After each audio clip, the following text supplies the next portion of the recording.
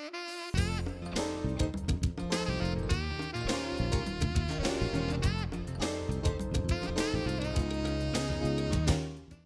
and welcome to another edition of For the Record. I'm Sean Murphy. My guest today is Jerry Roberts. He is an historian, a writer, a museum consultant, and an author. And we're going to talk about his new book, The British Raid on Essex. It's his first time on the show, so welcome to the show. Thank you very much. Before we get to the book, which is absolutely fascinating, we actually did another show down at the Essex Museum, but we will get to that. I want to talk about some of the other, you have such a great history and past that I want you to talk about that a little bit. And you can go as far back or as little back as you want to, but so much stuff that you've done, like with the Intrepid and, you know, museum work. So talk about your past a little bit. Yeah, I'm lucky enough to be a storyteller who's able to make a living out of it. Designing exhibits for museums, running museums, doing books, doing documentaries. And it's great. I love history. And as I tell people, a lot of people are intimidated by history or they think it's boring. And I tell them that history is nothing more and nothing less than the story of you and me. That's all history is. And that's pretty cool. So, you know, there's lots of great adventures out there, and we've all heard many of them. What's great about this job is every once in a while, you stumble across a story that has not been told. You know, there are still these little secret gems left, and to find one or two of those in a career is thrilling, and that's what this story is. We've just uncovered something fantastic, and we've worked on that. Yes, I lived in Manhattan for 30 years, was vice president at the Intrepid Sea, Air and Space Museum, did a lot of really neat projects there.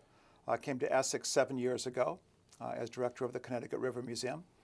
And that's where we began this pretty amazing project of the British Raid on Essex. And what it comes down to is during the War of 1812, our second war with England. Revolutionary being the first? Revolutionary being the first. I know, I recalled a little history, amazing. Yeah. Well, in the War of 1812 was sandwiched in between the glory of the Revolution and the national tragedy of the Civil War. And the War of 1812 had no decisive outcome. After 2 years and 8 months of fighting, Great Britain and the United States just decided, you know what? Neither one of us are going to gain anything out of this. So it's just not worth it Let's anymore. just stop fighting and get back to business, and that's what they did. Connecticut in particular, New England, Massachusetts, and Rhode Island were against the war from the start. Well, northern states? The northern states, okay. particularly these three states, because we were the old school maritime states. We built our economies on trading by sea, through the West Indies and with Great Britain. So Great Britain was our trading partner. The other side of the coin, we were the Federalists. The Republicans, the Jeffersonians, they were largely the agrarian South and the Western expansionists, the folks who wanted to push to the West. And in those days, the West were Michigan and Ohio. And that's as far as we'd gone. That was pretty much the frontier, yeah. And that was still controlled by Great Britain, and Britain had a wonderful trading network with the Indians. And we wanted to get the Indians out of the way so that we could expand to the west. Wasn't that the case the moment we stepped foot on Plymouth Rock, yeah. You know? Yes. But after the Revolution, you know, we consolidated our 13 colonies, which then became the 15 states that were in existence during the War of 1812. And Britain, you know, settled out in Michigan and Ohio and Canada, and had a great trade network with the Indians. So the people in Washington who were the war hawks were accusing the British of inciting the Indians to attack our settlers. Of course, our settlers were moving into the Indian lands. Right. They were kind of defending their territory, basically, right? So we figured we had to get the British out of the way before we could get the Indians out of the way. Then the other more legitimate cause of the war was because Britain was fighting Napoleon and France, and Britain had a huge navy, and they had a system of impressing sailors off of ships. They would stop ships and take any British seamen who they thought had defected from the Royal Navy. They started taking them off of American ships. And they weren't always very discriminating about who was a British citizen or not. When they would take them, would they take them to be arrested, or just kind of recruit them into their fleet? Well, they wouldn't recruit them. They would take them and put them on a British warship and say, you're in the Royal Navy now, and this ship is not going to dock and land. It's going to stay at sea, and you're not going to go ashore for the duration. So that was a legitimate cause of concern. And then another goal that some people had was, hey, let's finish the revolution. Let's liberate Canada. You know, we didn't quite set Canada free during the Revolution. And as we learned during the War of 1812, Canada did not want to be liberated, and they proved it decisively. So that was the setting for the war. Connecticut got sucked into it. We just, you know, we were a part of America. But we did refuse to send any Canadian men, we refused to send any Connecticut men into federal service to invade Canada. Our men were going to stay on Connecticut soil. I had no idea we were even considering that, Canada. Who knew? You know? Well, we invaded Canada 3 times during the War of 1812. Wow.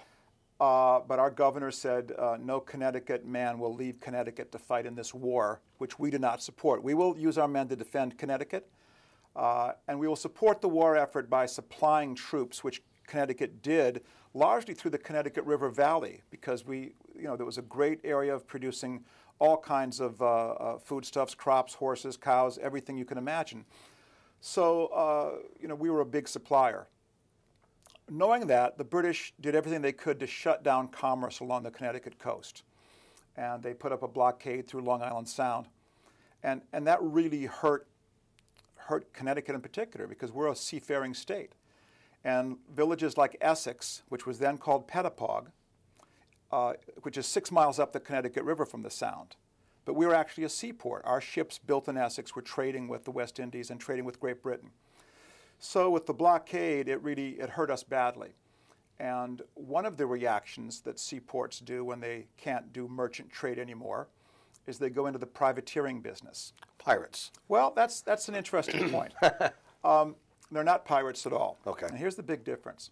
So privateers, the system had been going on for a long time in Britain, France, all of Europe, and the United States, all participated in privateering. It was a totally legal. Right. You get a letter of approval. There's 2 simple ways to do it. One is you have a merchant ship already.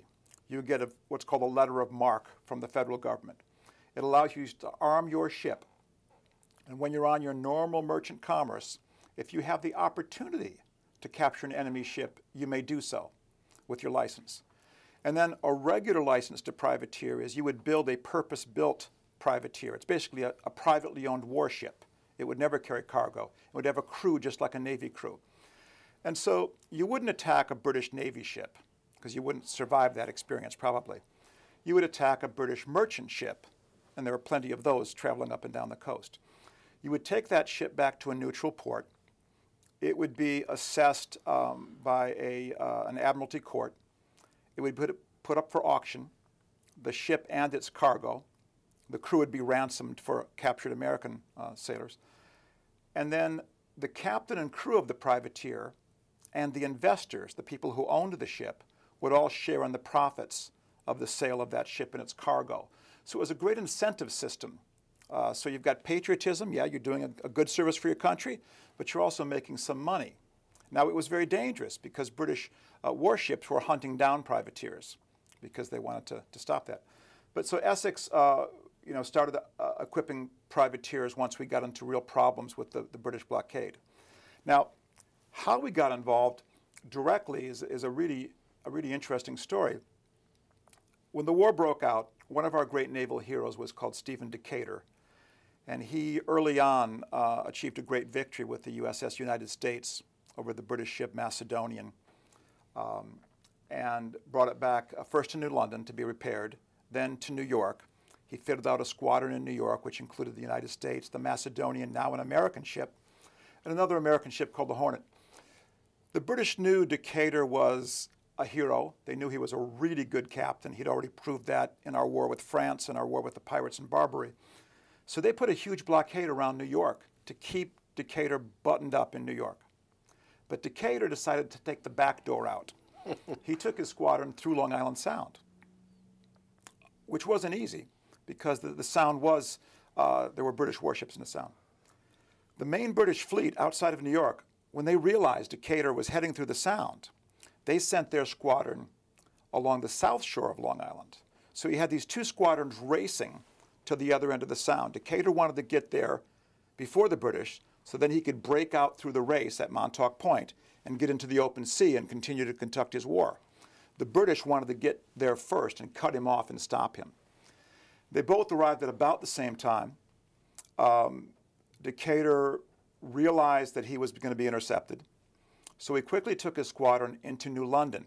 Now, New London has the two big forts, Trumbull and Griswold, so he was totally safe, protected by the guns of the fort.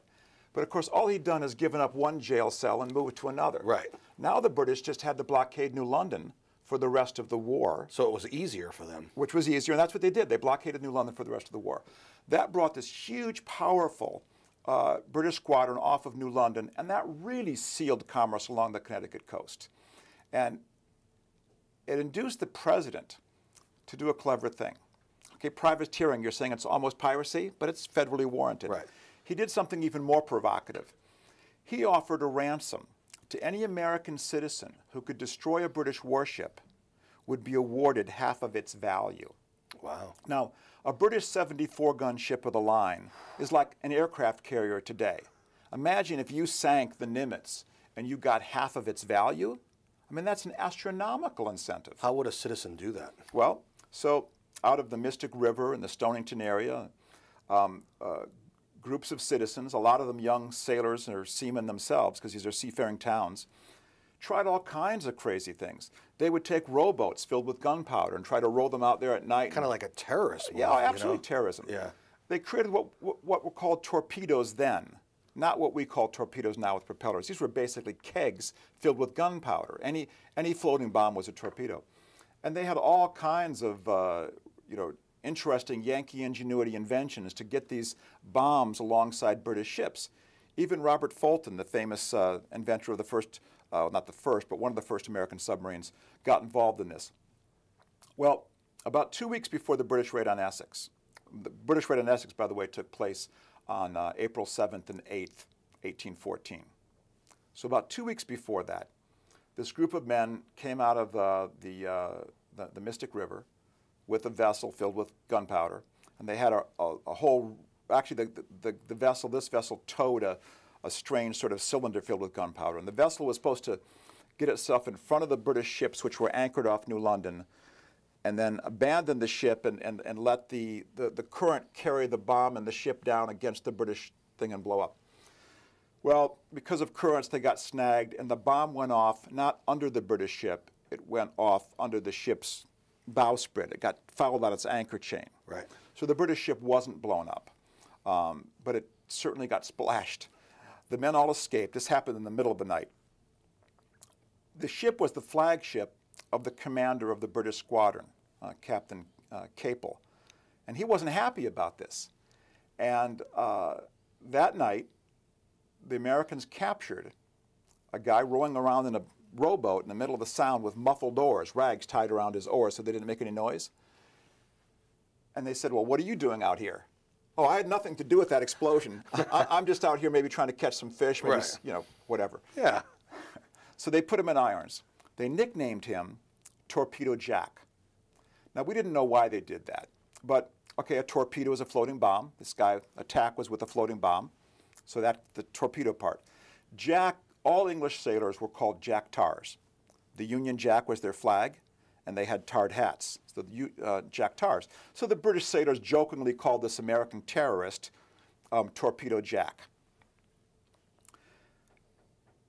Captain Capel had the opportunity to persuade Torpedo Jack that either he was going to be hung or he was going to be of subservice to the Royal Navy. And Torpedo Jack, wanting to save his neck, said, you know what? You know that village of Pettipog that's building all those privateers? And Capel knew about Pettipog. Everybody did. Everyone knew we were making privateers.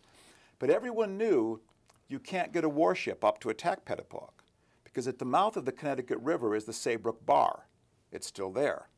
It's the reason that the Connecticut River is the only major river in the world that does not have a large industrial seaport at its mouth, because this big natural sandbar caused by the downflow of all this 400-mile watershed where it hits the tide every day from the ocean and drops the sand, huge sandbar. It's only 10 feet deep at the mouth.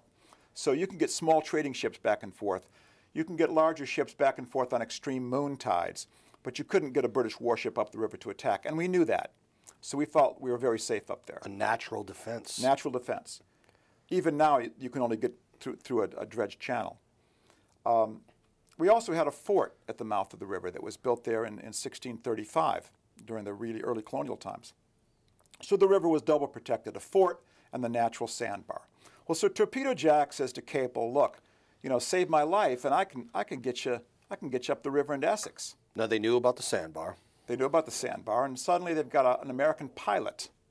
And Capel says, hey, look, if you can get us into Essex and back, we'll do more than save your life. We'll give you some money. Okay.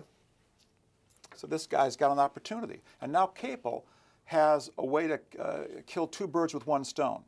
He can avenge the attack on his flagship off New London by these American terrorists, and he can wipe out a whole nest of privateers where they are being built rather than having to hunt them down one ship at a time, which is, you know, expensive.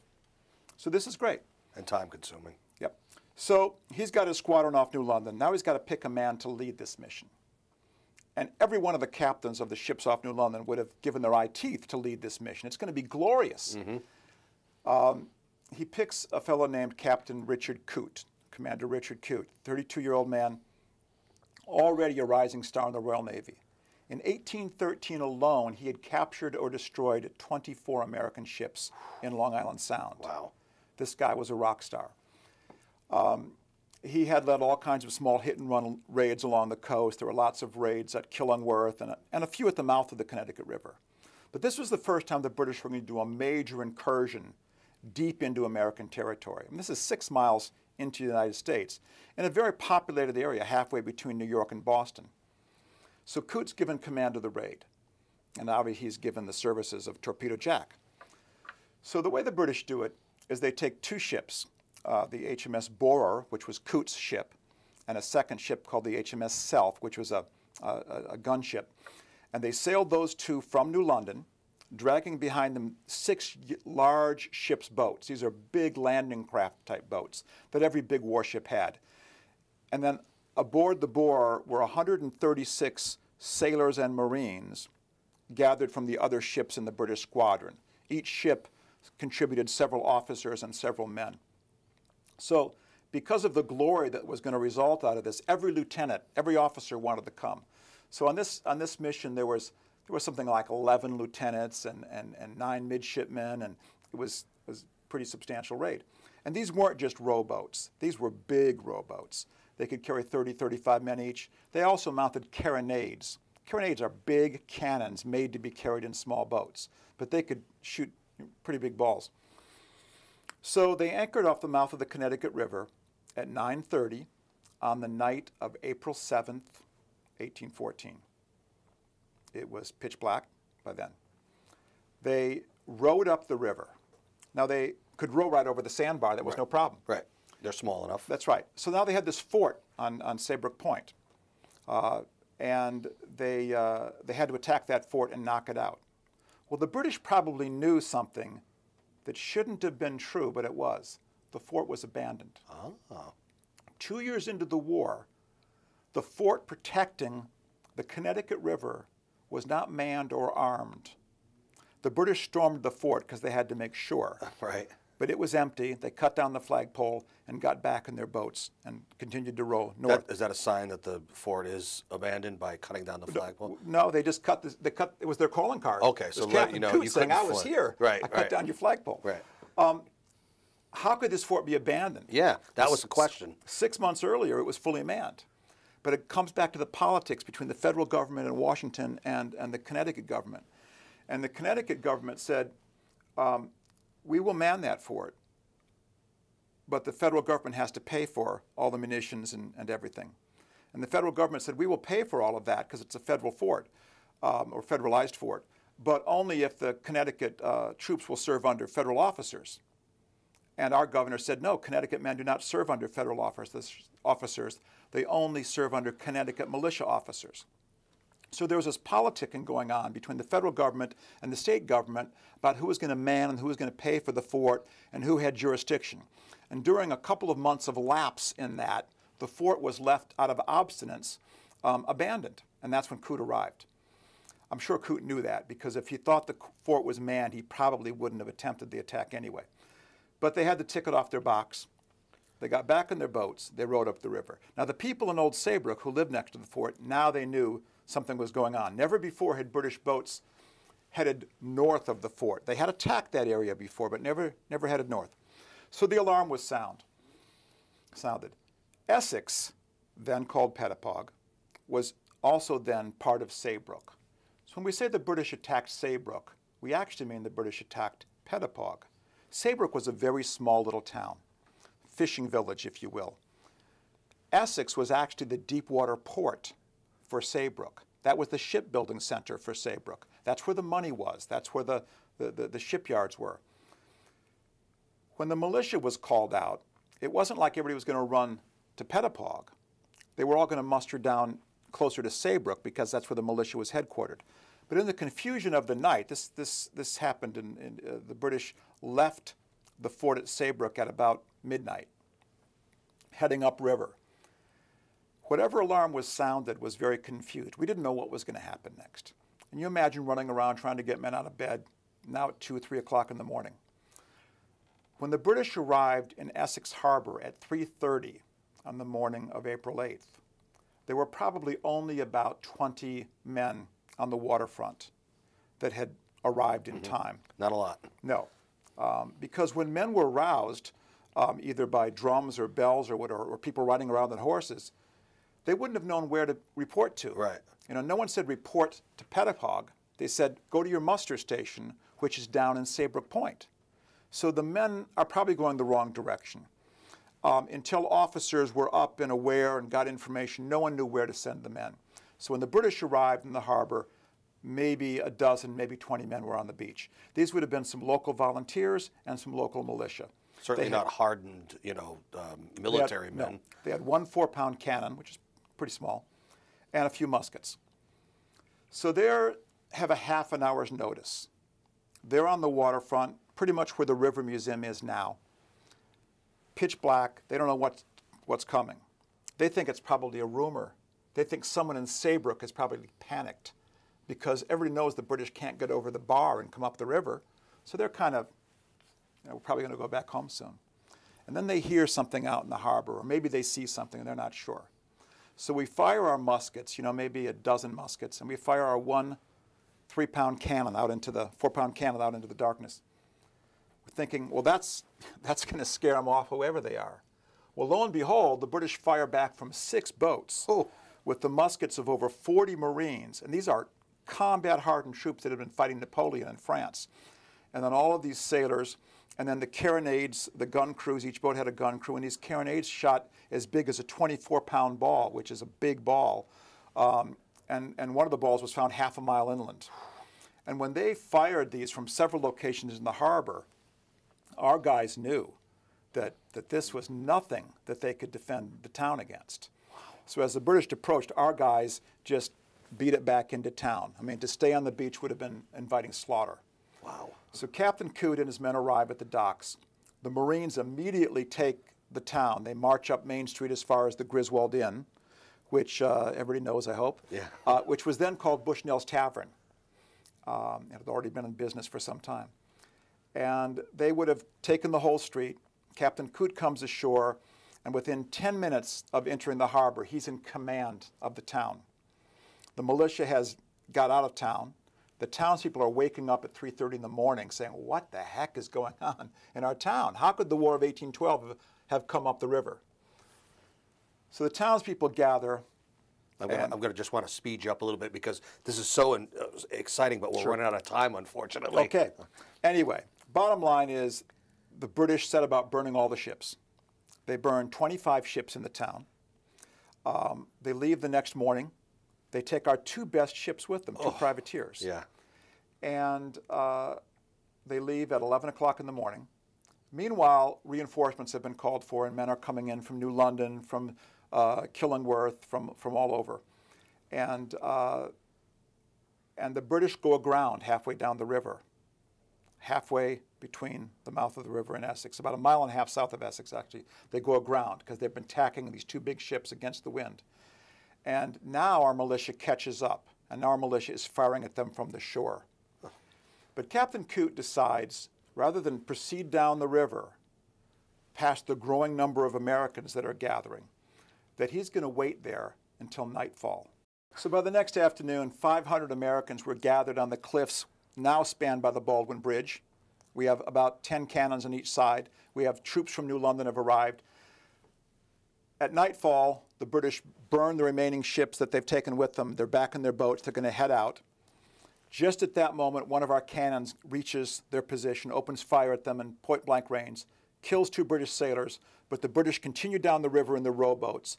They go through that gauntlet of dozens of cannons firing at them, but it's pitch black now, pitch black night. The freshet is running, and they get through everything, and 24 hours after the raid began, the British have destroyed 27 ships, the largest single loss of American shipping during the War of 1812, for the cost of 2 men dead and 2 men injured. Wow. It was horrendous. Yeah. But after that, the Battle of Stonington took place. Washington was burned. The Battle of New Orleans with Andrew Jackson, and then the war ended. So all of this kind of was faded away and forgotten until more recently. Now it's been, rediscovered.